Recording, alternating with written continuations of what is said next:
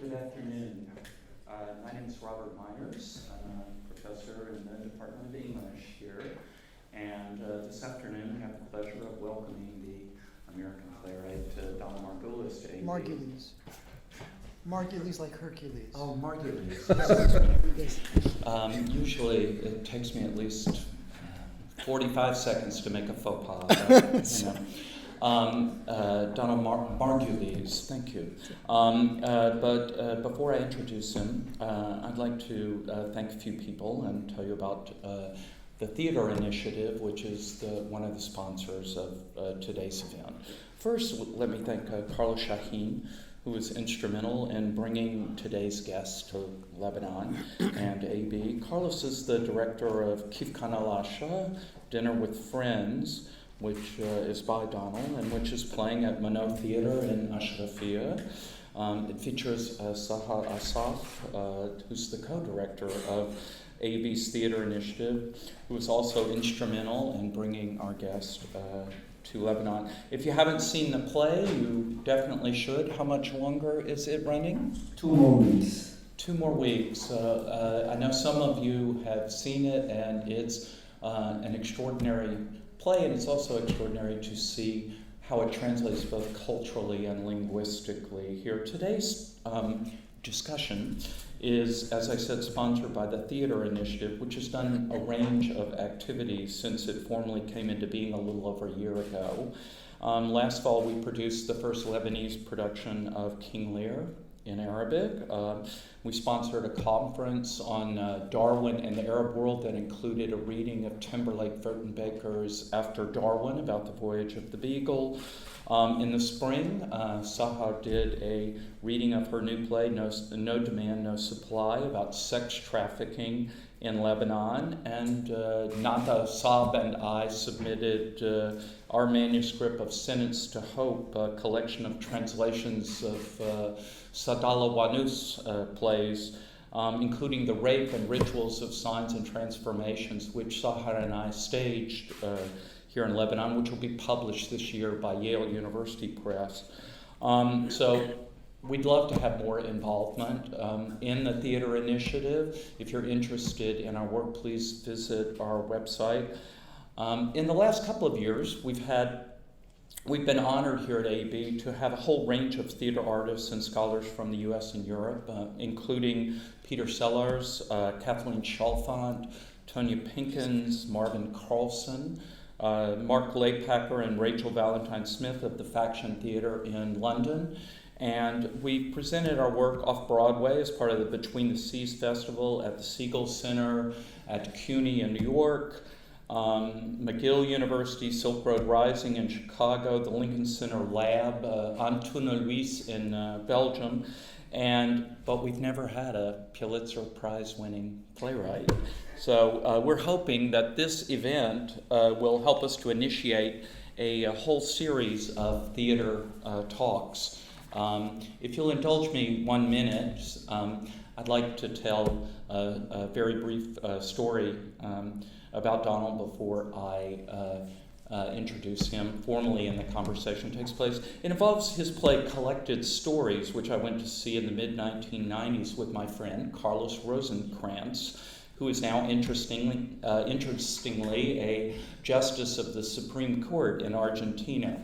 That's not an important part of the story. And I spent part of the evening explaining to him the background of the play, which I assumed was derived in part from a novel by David Levitt, the American novelist, about British poet Stephen Spender, in which Levitt essentially appropriated Spender's story. And Stephen Spender actually sued David Levitt, and the book was pulped in the UK.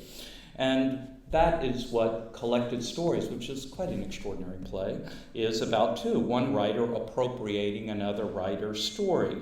The protagonist in the production I saw was played by Uta Hagen, and she's one of the great actors of the 20th century. She created the role of Martha in Who's Afraid of Virginia Woolf. She played Desdemona to Paul Robeson's Othello.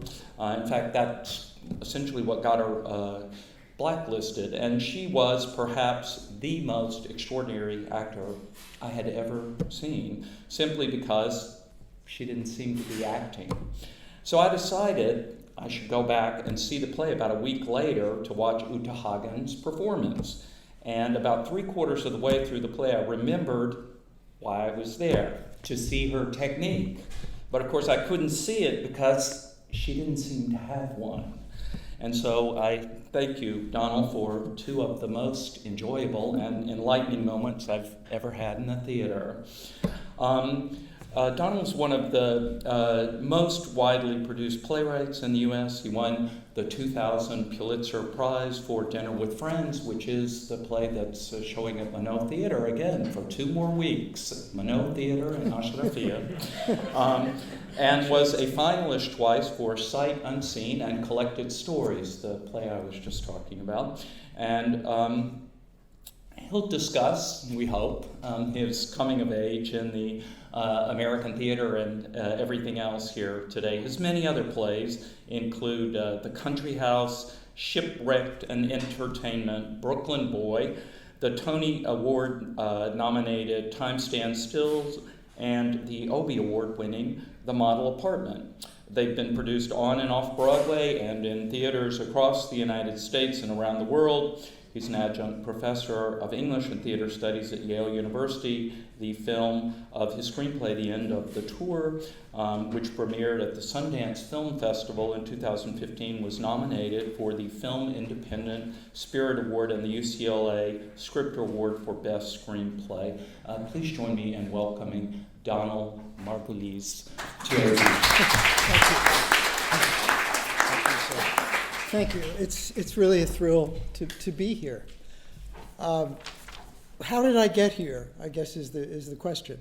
I began my youth in a place called Brooklyn, in a housing project that was built by someone named Trump. So yes, Donald Trump has been in my life in one form or another since I was 10 years old. My parents were Depression-era American Jews, who neither of whom went to college. They were not intellectuals. They were not artists. My father sold wallpaper. My mother was more or less a homemaker for most of my life. She became an office worker toward the end of her life when I was in my teens. But they did revere theater. And they introduced Broadway to me and my brother when we were quite young. I was 9 years old when I saw my first Broadway play called 1,000 Clowns by Herb Gardner. And I remember at age 9 being completely mesmerized by the experience of live theater. It was so thrilling to be in a Broadway theater that was packed with adults who were laughing at these kind of sophisticated jokes that I was getting, and I felt very privileged to be there. But I didn't instantly become a theater geek. I didn't become an actor. I didn't become a writer. When I was a kid, I could very easily draw, and I discovered at a pretty early age that with the facility I had with a pencil, it got me positive reinforcement. So I became known as kind of the class artist. And as a myopic, unathletic kid, it was very welcome to have a title that was not pejorative. And that really determined the course of my education, because I began to receive awards and scholarships and things like that for my drawing ability, which made my world bigger. And I ended up going to State University of New York College at Purchase in Westchester, outside of New York City, where I continued to be an art major, but while I was there, I started writing plays.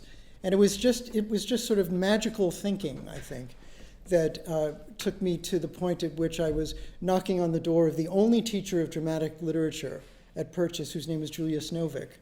And I asked if he would sponsor me in a tutorial in playwriting. And he asked me if I'd ever written a play before, and I said no. And he said, I would be delighted to sponsor you in a tutorial. And it turned out to be really a seminal relationship. He was the first real champion of my work. He was enthusiastic about it. And I decided that instead of being a starving artist, I would be a starving playwright. So that was that very important, life-changing decision. It's a very important decision in life. Yeah. It was. So that, that is how I came to writing plays. And I've been writing since I was 20 years old. So it's been a very long time.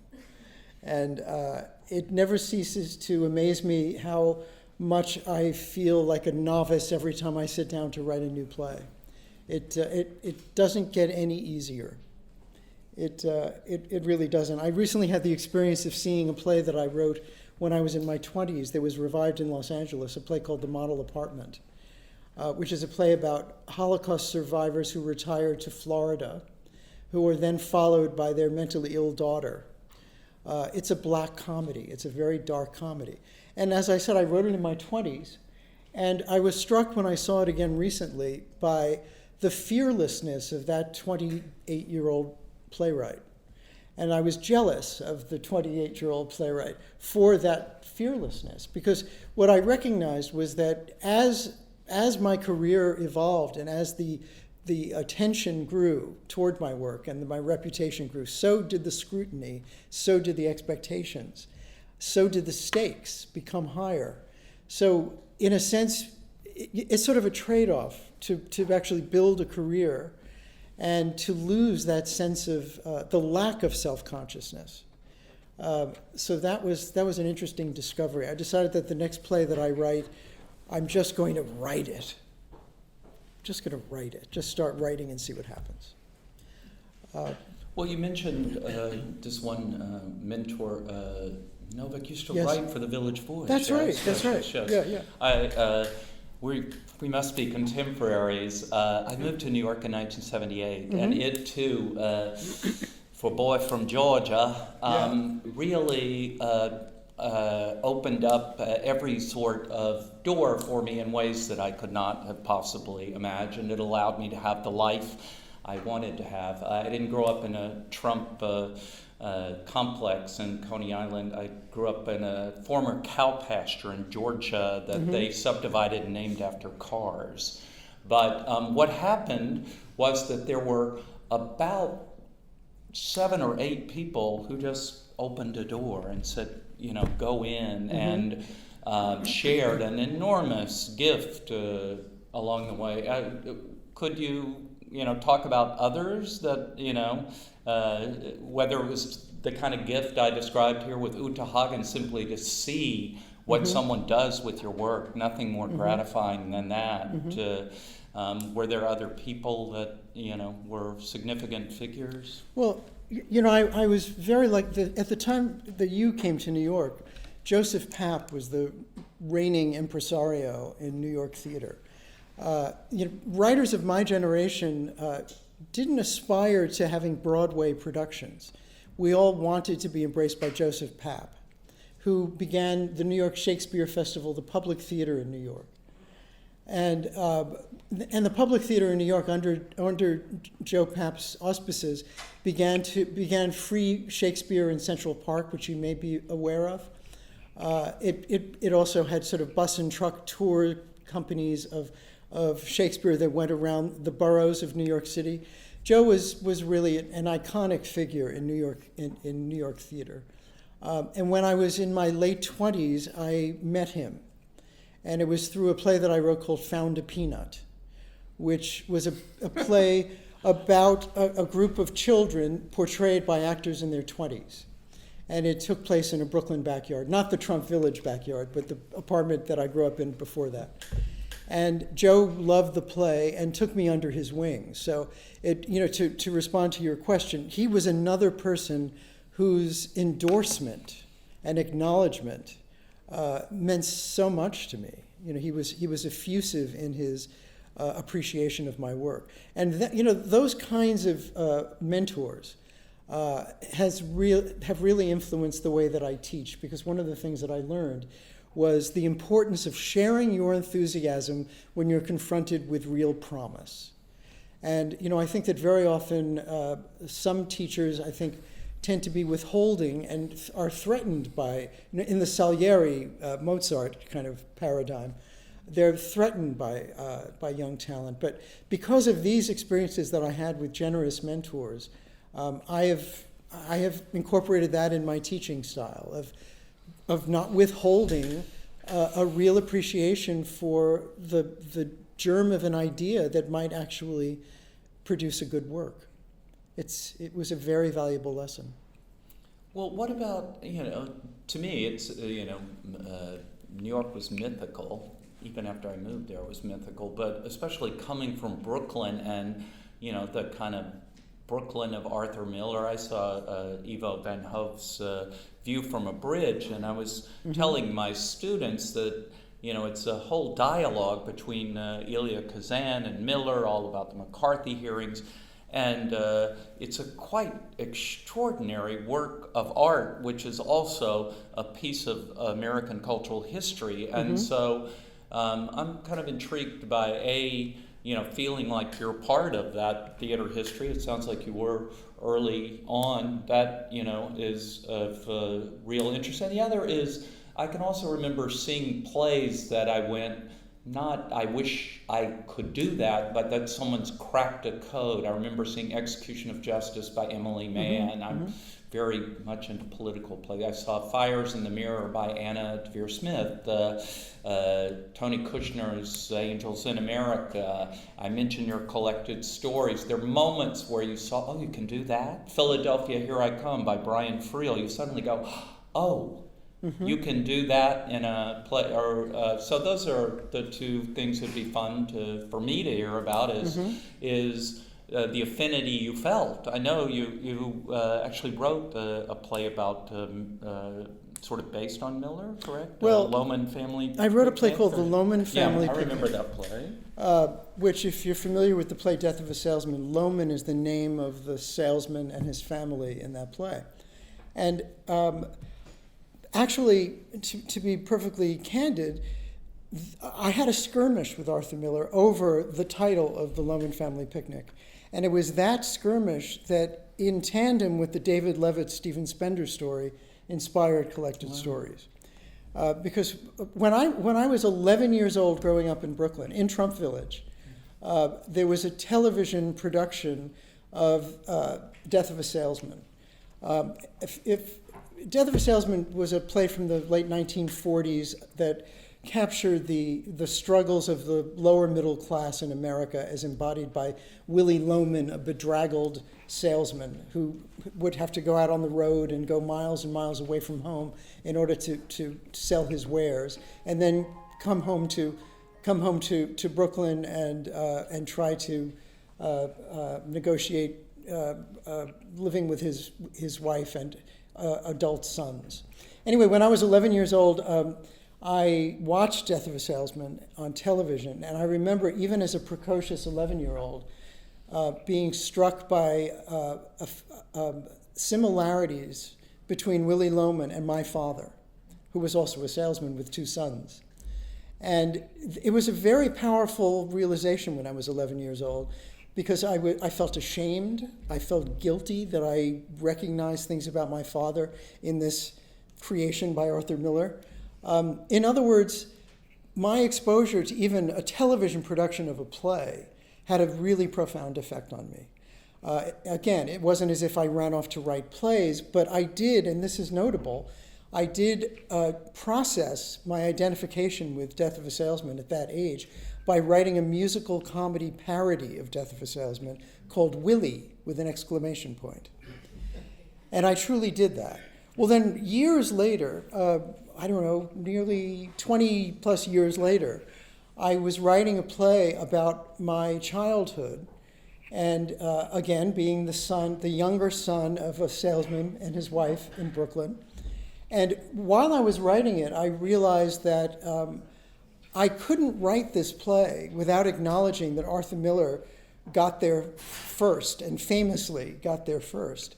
So instead of ignoring that and trying to put my own imprint on it, I did something that Arthur Miller disapproved of, which is that I incorporated in the Lohman Family Picnic this autobiographical element that I just shared with you of being a precocious 11-year-old kid who writes a musical comedy version of Death of a Salesman. So in the play, The Lohman Family Picnic, in the second act, after a really really dramatic confrontation between father and son that takes place, a 10-minute musical comedy comes out of the action. And it's really a kind of pastiche of musical comedy styles. And they were all inspired by the work that I did as an 11-year-old. So I think that Miller has always been a kind of spiritual father for me, whether he liked it or not. When the Lohman Family Picnic was announced in its original production in 1989, he sent threatening letters to the producers of the play, and he persisted. And then I asked if I could contact him directly. And this is in the days when people wrote letters by hand. Just bear with me for a moment. It was a handwritten letter.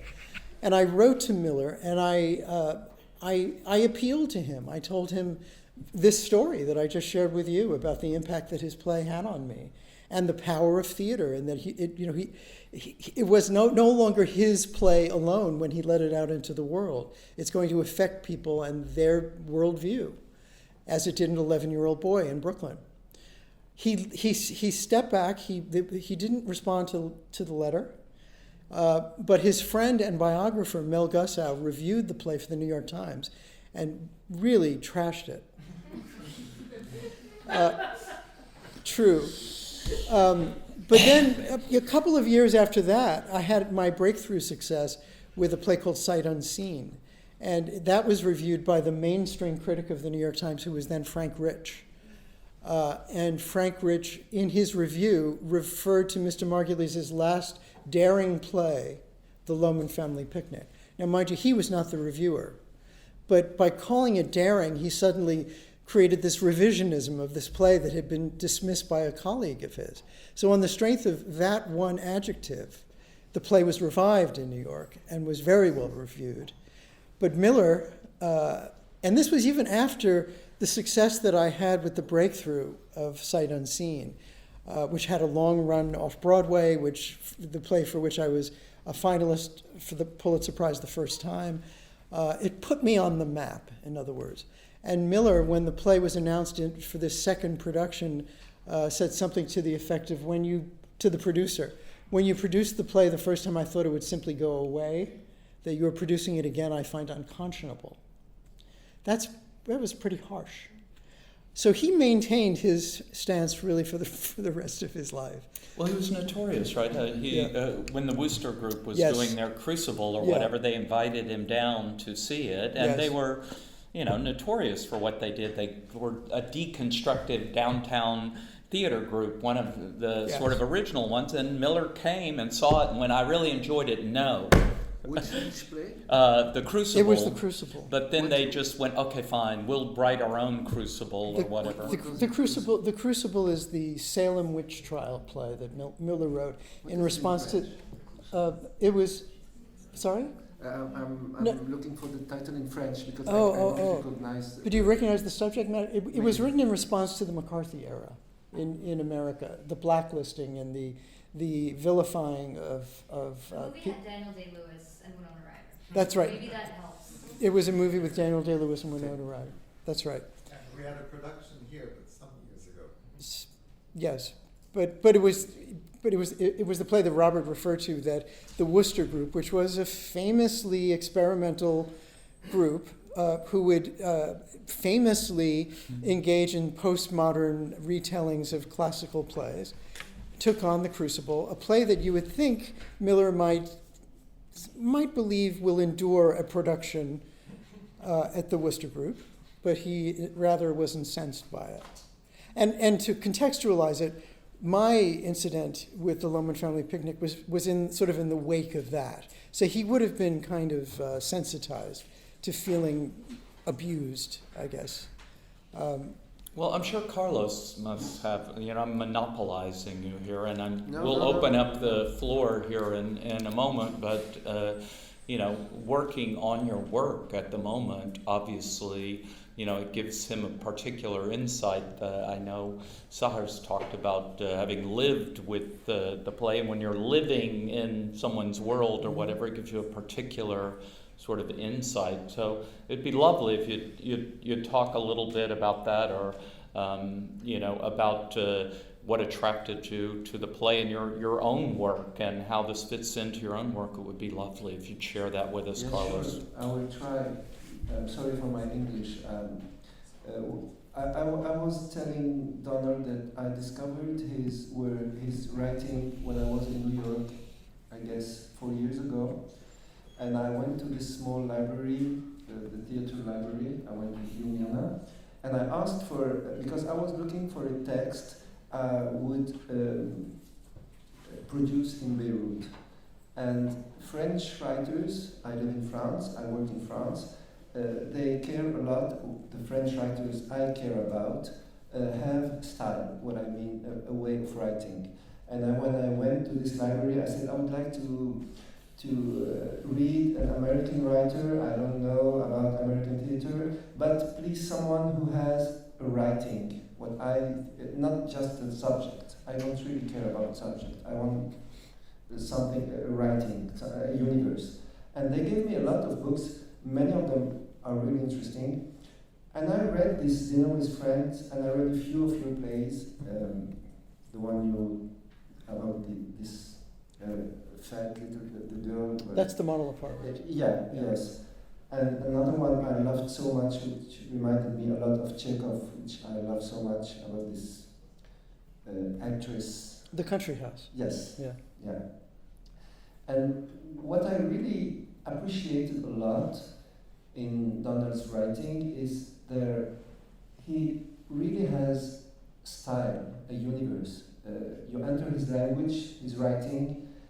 Of course, he tells stories, but he speaks of, it's very intimate, he speaks of himself. I find him, I didn't know him, but I always said, wow, this is really interesting, because nothing happens really in his plays, but many things happen. And I don't know really how to talk about an author, but... That's a beautiful way. Yeah. No, well, nothing much does happen, but enormous things happen. Sure. That's what I aspire to. My plays are spare for the most part, except when I receive a commission to write something big, which is the only way that in America you would want to write something big. Otherwise, your plays would never be produced. But most of my plays do tend to be these chamber pieces about relationships, which is something I've always been endlessly fascinated by. So that when you say nothing happens, this does not offend me, I assure you. The things that do happen are behavioral and subtextual, sure. And they change relationships, and they change one's sense of the world around them.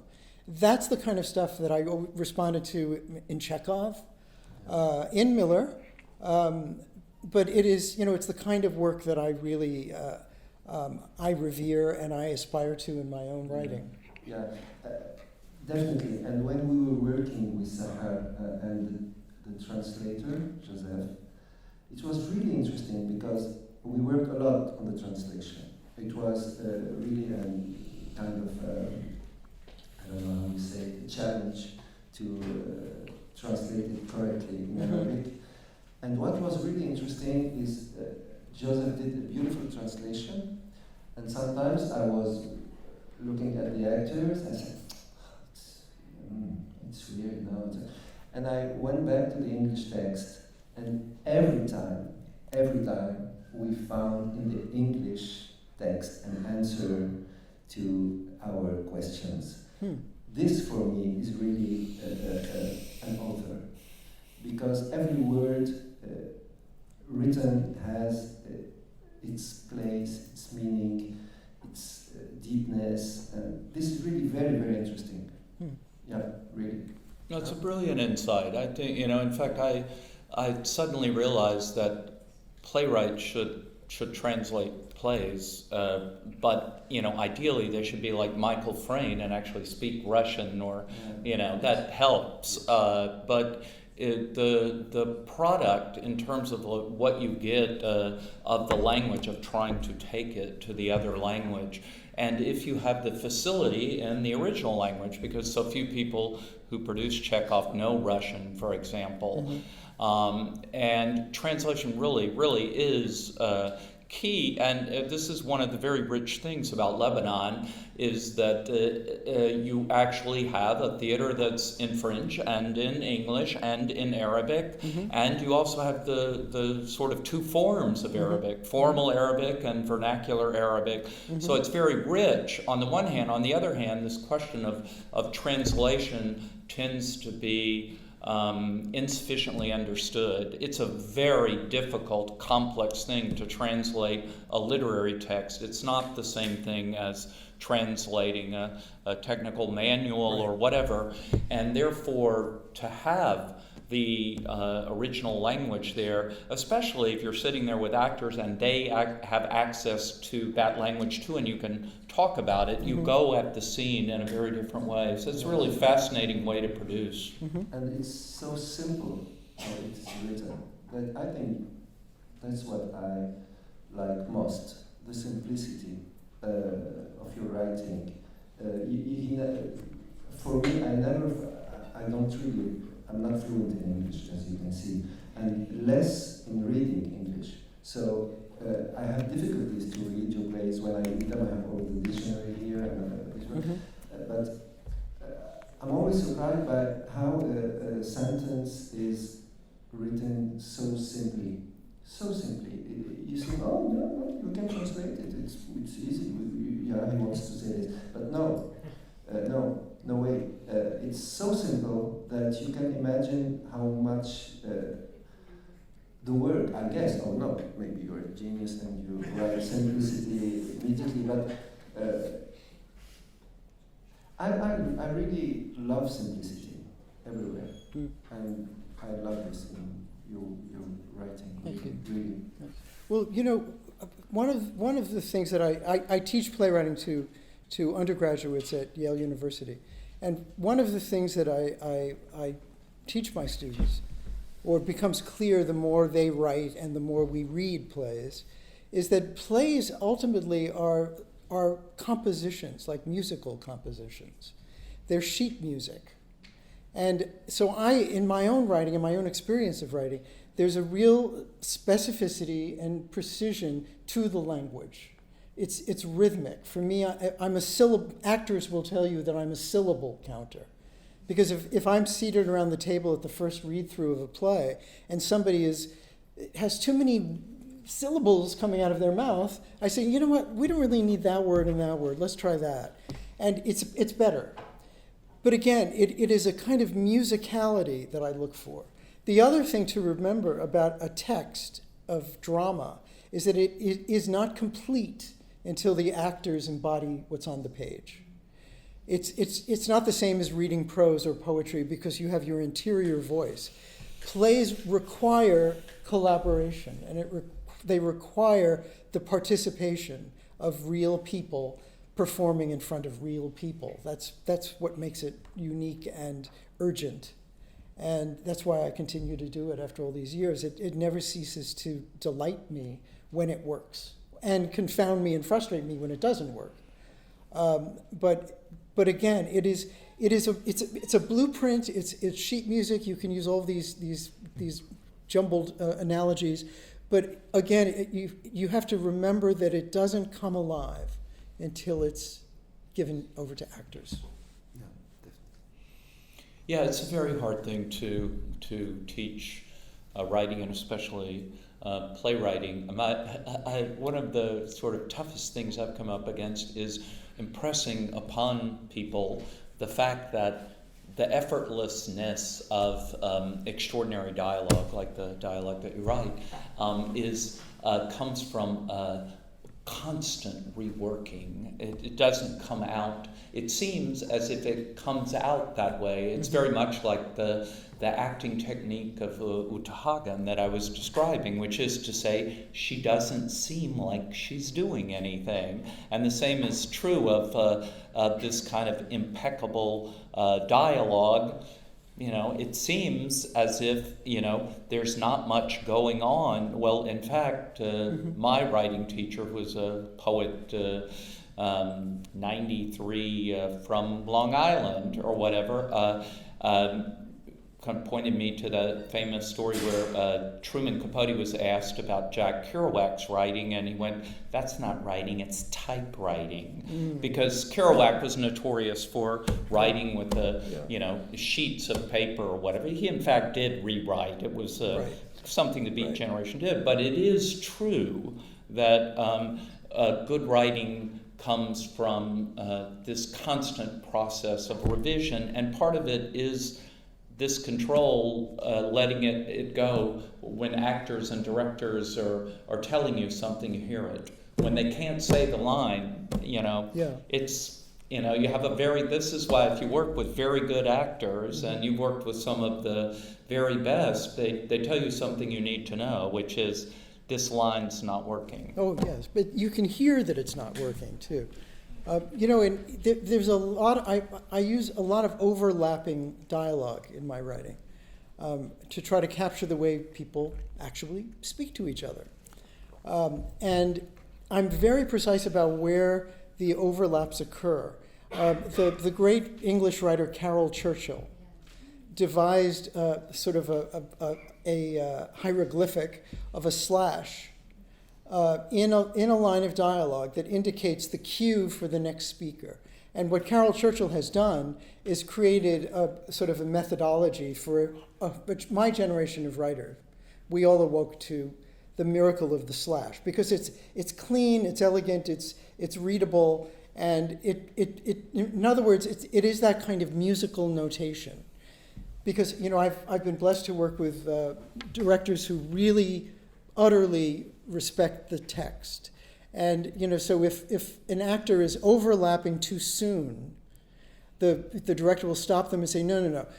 Donald wants you to overlap on that word, not on the next word, because we need to have that in the clear to understand why the cue happens where it does. So, you know, there is a method to what seems like this kind of arbitrary crossword puzzle. Well, my colleague here, Doyle, is teaching a course in radio drama, and I've written for the radio, and that's what Carol Churchill began her career. That's right. Writing for the radio, and there's actually no better sort of practice for writing great dialogue than you have to do it on the radio. And it's interesting that we've come to this moment where suddenly with podcasts and everything else, this is coming back. That's true. And That's some true. of us are old enough to remember, you know, when it had its first go-round. But it's an extraordinary sort of exercise, and it seems no accident that Carol Churchill, who I think is probably the great playwright of our generation, that she is the one that among other things, devised this notation system. Mad Forest is another one of those plays. When I saw it for the first time, I went, "Oh my God! You know, you can do this." Yes, yeah. She is probably one of the most influential and maybe least known playwright in America. When Joe Papp was alive, he produced everything she did. In New York, New York Theatre Workshop has been pretty consistent about producing her work. But her work she's in her probably about 80 years old now. She continues to be productive, and if you aren't familiar with her work, you should try to locate it. And you know, just a caveat to you, should you do that, is that her plays are kind of hard to read because sometimes her dialogue is so reduced to just a few words that it's sometimes hard to really get a sense of it. There may be some YouTube videos of performances of her work that might be a better introduction to it, because it is challenging on the page, even for people who know her work. Yes. So that was my endorsement of Carol Churchill. Yes. Yeah, well, I certainly second it. I think, maybe stop art's gotten more attention, and he's certainly very clever. But I think in terms of a writer, if you want to learn from a writer, the other thing is, talking about every time being new. Mm-hmm. Again, you look at, it's the equivalent of sort of Bob Dylan or Caetano Veloso or these kind of artists that every time they come out with an album, every time they come out with a novel, it's like it's a new kind of play. So it's Right. not simply language. She's extraordinarily inventive, not only on the sort of micro level, but also on the macro level. Maybe we should open the floor up for some questions. I know that my colleague Roseanne had told me that you were one of her favorite, if not her favorite playwright. Well, So- how fortunate that I came to Beirut then. Yeah, did you have a question or? I'm curious to know how. Oh, we have a microphone since we're Yes, taping it. yeah. I'm curious to know how your play has translated into Arabic and how audiences are reacting to it. Well, I have not seen the play yet in its current production here in Arabic. I think from anecdotal reportage that it is going over well and that it seems to be resonating for local audiences. To my knowledge, it is the Arabic language premiere. I may be wrong, actually, but I think it is. Or at least no other translation exists in print, certainly. This play in particular, Dinner with Friends, which is about two couples, two longtime friends. These two couples have been friends for many years. And it's about friendship, but ultimately it's a play about mortality. And it seems that that play has been embraced by cultures all over the world. And I think that it sort of speaks to what I always believe strong writing is, which is that in the specific lies the universal. That in this specific depiction of a Connecticut marriage, such as I have, and in sort of the unstinting portrayal of that, people from all walks of life, all different cultures, where marriage is defined maybe somewhat differently or along different gender divisions, it speaks to them. It's just the behavior between these people, between the friends of the same-sex friends and the heterosexual couples. It seems to really just touch on a sense of the way we live now. And for me, that's a tremendous sense of gratitude and that it is being embraced in this way. Yeah. About the title of the lecture. Yes. Oh, that. Yeah. Yeah, just wanted to know what you wanted to talk about. Yeah. With that title. Yeah. Well, Donald Trump has become the elephant in every room in the world. The other Donald, right? Yeah, for the first time in my life, I had to kind of apologize for my name. I wasn't suggesting No, that for a second. but it's true. When I go to Starbucks and they ask for your name and I tell them, I say I'm like the president, like the person who's in the White House. The reason we came up with this title is because what's happened in my experience of playwriting is that, of coming of age, I came of age where there were certain historical markers. When I was a child, John F. Kennedy was assassinated. That was a marker. When I was in my 20s, John Lennon was assassinated. That was a marker. These cataclysmic occurrences to one sense of the world occurred again on 9/11. The experience that I and so many of my colleagues in the theater are having is that after 9/11, we were all kind of shell-shocked. We were shocked by this event occurring in New York City. But I think the difference that we are now experiencing with the election of 2016 is that 9/11 seemed to unify America. And this election in 2016 seemed to magnify the divisions in America. And I think that out of that kind of polarized society and the threat that this current administration has placed on all sentient people in the world, I think that what's happening is that there's a sense, I think, of people wanting to tell stories that are pertinent to the threats at hand and what we are learning about how we are different. The election of Barack Obama was such a beacon of hope for liberal-minded people in America that when Donald Trump won this upset election, it was such a rude shock that not all people celebrated the advent of Barack Obama the way that we, in our blue parentheses in this America of red, how we perceived it. That the kind of sense of disenfranchisement that we, my ilk in America, are experiencing is perhaps akin to the kind of experience that red America experienced. And that too is a kind of rude shock. But I do think that the threat of a repressive government tends to foster courageous work.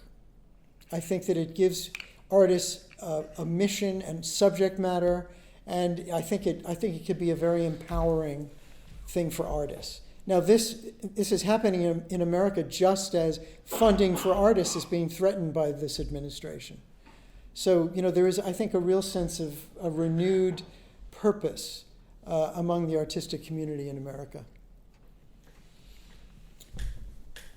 Another question. This is Brian, who's in the American drama class. There's a whole contingent up there with him. Hello. Firstly, I'd like to say that it's a great pleasure having you here. Thank you. You said something earlier on that something along the lines of that you're fascinated about relationships. So, what is it exactly that influenced you to write this play? What was it that you saw? What was it that you maybe experienced? Mm-hmm. Well, I think most of my plays come out of what I call a sort of a troubled place, where I find that I'm thinking about something a lot, or something is happening around me that is I'm awakening to it every morning. In the case of Dinner with Friends, my wife and I were in our 40s when I wrote it.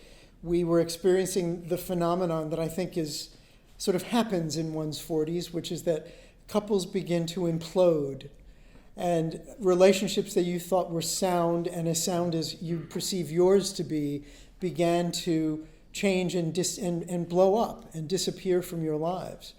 And I think that at the time that I wrote that play, my wife and I were experiencing these catastrophes happening all around us among people we thought were fixtures in our lives. And it really presented a kind of existential crisis. In our comfortable little lives, we suddenly were thinking about the end of our lives. And I think that so much of that reflection fueled my curiosity about telling a story that captured the essence of that experience. A play that I wrote called Time Stands Still is about a woman photojournalist who has been covering the war in Iraq and comes home to Brooklyn, injured, and with her longtime companion who is a print journalist. And it's really about these people who live these high-stakes lives, trying to cover these stories for mass audiences, trying to place them in a situation of acclimating to everyday life that is not under fire, literally. And that, I think, came out of a time where I was awakening every morning to news reports of car bombings and just feeling like here we are on the same planet and having such vastly different experiences of daily life. So I think that that is where that came from. Thank you. Welcome. Do we have any more questions? Ah, we do. Omar, hi. Similar to Ryan's. I've written plays before, Mhm. the teacher that's sitting in this audience, and what I noticed is my most creative time was around 2 in the morning. So I wanted to ask you, like, what like stimulates your creative mindset? Because you obviously can't write a play unless you're creative. So is there any substances you take, or is there any specific time at night? Hey, that's a trade secret, Omar. Yeah.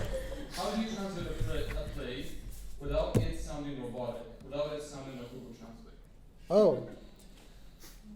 Okay. Okay. Hard work, perseverance. It's interesting to hear you ask about the 2 a.m. writing and the use of substances. I am a really boring guy. I don't do this. I barely do caffeine. I need a clear head to write. And, when I was starting out, after I graduated from college as an art student, I have a Bachelor of Fine Arts.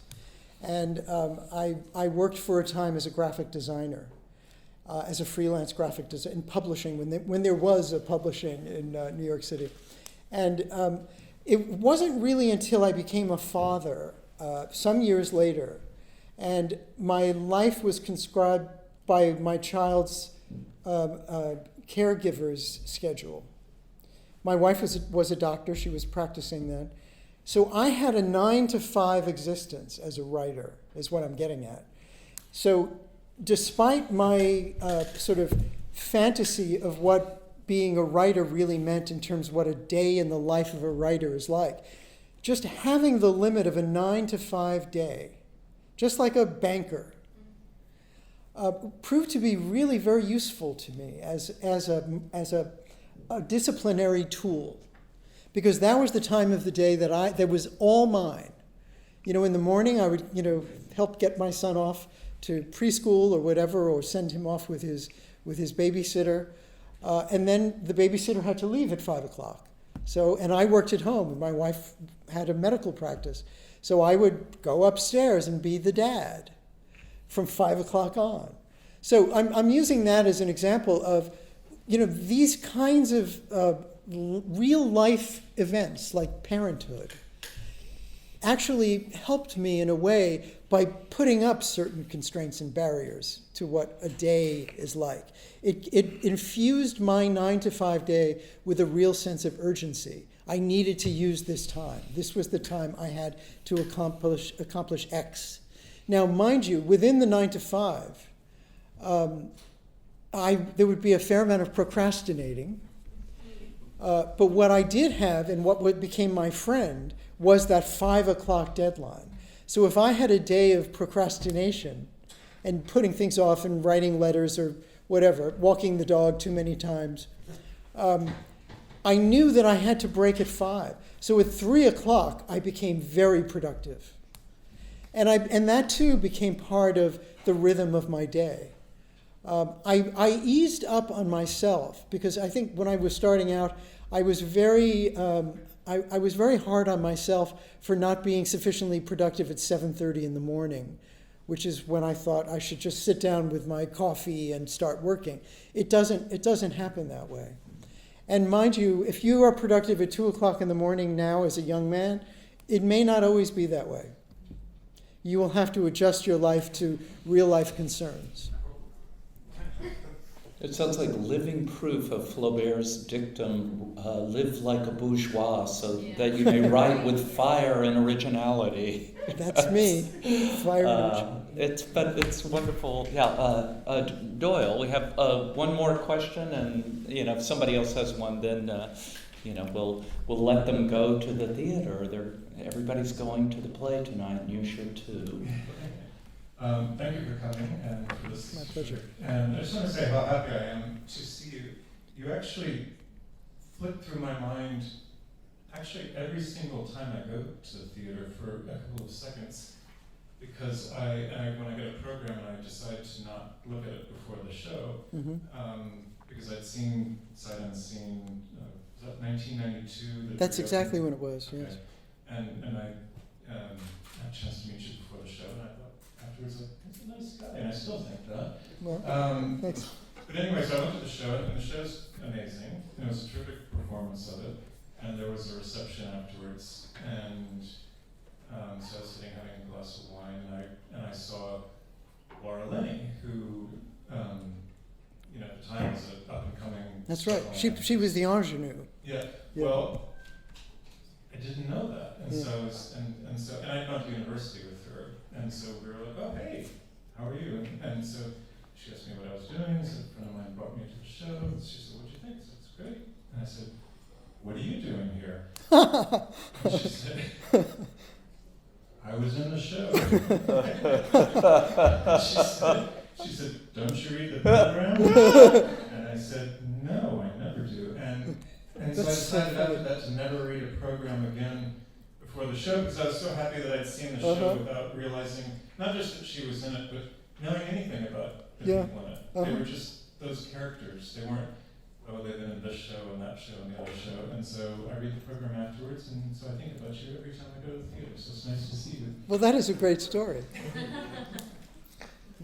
Why I don't read programs. We have time for one more question. If oh, great, David.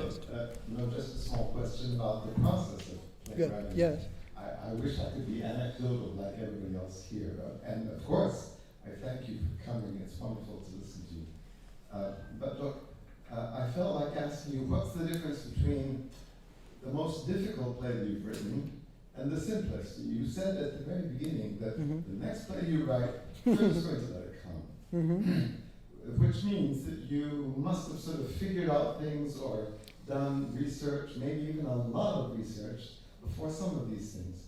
Could you just clue us in as to the more difficult parts of the process and then the easier parts of the process? Maybe also the difference between when you do write a big thing on commission versus the smaller things on your impulse. Please could you talk about that? Yeah, it's really a curious thing. Excuse me, yes. I have to go. Oh, okay. I'm so sorry. Okay.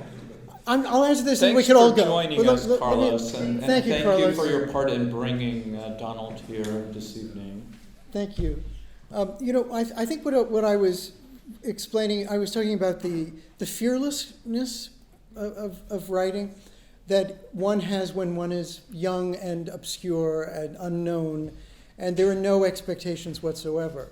Enjoy that time, those of you who are writing, because if you begin to get some success, you lose the gift of obscurity. It's just a fact of building a career. If you're talented and you persevere and you begin to get recognized, it changes the chemistry of who you are in relation to the rest of the world. So there is that. There are plays that I've written. Time Stands Still, the play that I described to you, which is about a photojournalist, it did require research. I was acquainted with the photographer Lindsay Addario, and so I spent time talking to Lindsay Addario. I spoke to other photographers, other journalists. A friend of mine was the Jerusalem bureau chief for the New York Times. And if I had a question, I would email him, and he would email me back with clarification of something. I wanted the play to have a real verisimilitude because I was writing about a world of journalism. I wanted to honor that world, and in honoring it, I wanted to be as specific as possible. I didn't want a journalist to see the play and be taken out of the play by saying, that would never happen, or whatever, because we are all like that when we see something. We go to the movies and they go, no, and you lose your connection to it. The plays that seem to happen easily are the ones that are really residing right here, right now. And they still require honing and shaping the way you would sculpt You sort of have a lump of impulse, but then you have to kind of pare it down and find the essence of a story to tell. Not just a feeling you have, but a story to tell. And that takes invention. That is not purely autobiographical. You take what is essentially meaningful to you, that you can identify as being meaningful to you, but then your task as an artist to make it accessible to the rest of the world is you have to kind of disguise it and reinvent it and let it become something else that then is something you can have the objectivity on to make it into a story. I have one more. And there you have it. It's very simple. So Amelia has one last question. final question, Yes. and then we'll call it an evening. Yes. But we're going to have many more talks like this, and we want to see all of you at all of them. I'm Amelia. I teach playwriting here. Ah. And my question is more about adaptation. Mm-hmm. And what was it like adapting or seeing someone adapt your play, Dinner with Friends, into a movie?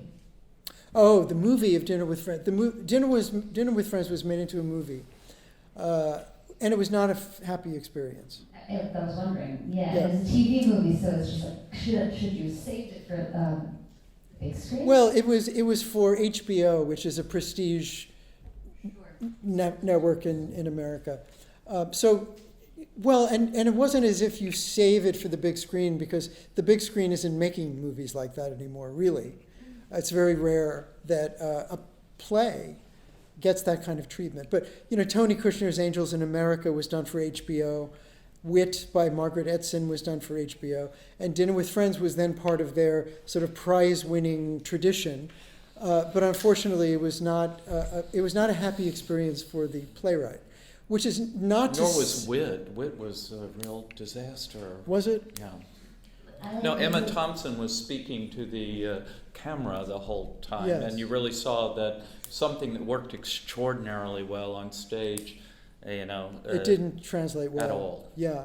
Well, in my instance, the script, the words are my words, but it's the way it was directed, it was the way it was art directed, the production design, the way it was cast, the way it was scored. It simply didn't look like what I wrote. It became very anodyne, very kind of all the edges got smoothed out. I mean, what should have been more like a Bergman film wasn't. It should have had a darker soul to it, which is not to say that it couldn't also be humorous, but this was a very kind of boulevard treatment of my material. That was very disappointing. I don't look at that movie anymore. I wrote another movie that was an adaptation, a movie called The End of the Tour, which is about the American writer David Foster Wallace, which I adapted from a book called, Although Of Course You End Up Becoming Yourself, A Road Trip with David Foster Wallace, by a journalist named David Lipsky, who spent several days with Wallace, just as Wallace's opus, Infinite Jest, broke through and made him a literary superstar. Anyway, that was a sublime experience of adaptation. It was made into a film that when I saw it the first time, I just couldn't believe how it looked precisely the way I imagined it would. I hoped it would look. So it's possible to achieve that. But it unfortunately was not the case with Dinner with Friends. Thank you. Thanks. And again, thank you all Thank for you. coming this evening, and thank you, Donald. Really marvelous to have you here. And Thank you so for much. sharing your stories with us. Thank you. Thank you.